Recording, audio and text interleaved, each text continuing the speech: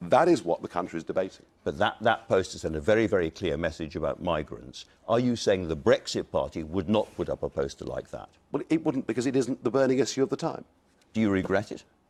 Do I regret helping that poster? Do I regret helping? Do you regret that poster and the message it sent? It was the truth. And if you think about that poster, you still believe that worrying about global warming is the stupidest thing in human history? I believe that if we decide in this country to tax ourselves to the hilt, to put hundreds of thousands of people out of work in manufacturing industries, given that we produce less than 2% of global CO2, that isn't terribly intelligent. But as I say, here we are with one of the biggest changes in politics that's ever occurred, and you're not even interested. Do you still What's wrong with the BBC? Do you still want to What is wrong with the BBC? Do you still want to roll back gun controls and reintroduce handguns to this country? This sums it up. Do you know, I've been going around the country speaking at packed rallies every night. And do you know who's not there?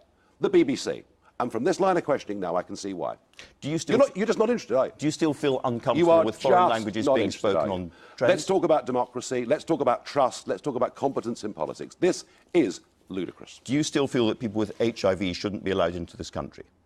Do I think the National Health Service is there for British people? Yes, I absolutely do. So you still do? This is absolutely ludicrous. I've never in my life seen a more ridiculous interview than this. You are not prepared to talk about what is going on in this country today. You're in denial. The BBC's in denial. The Tory and Labour parties are in denial. I think you're all in for a bigger surprise on Thursday week than you can even imagine. We have talked about it. Do you still admire Vladimir Putin? No.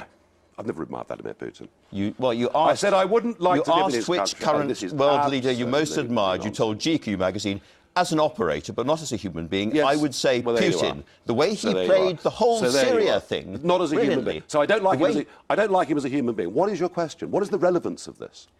I'm trying to work out who you are and where the Brexit Party, which wants to destroy the party system, is going. You haven't asked about a single other member of the Brexit Party.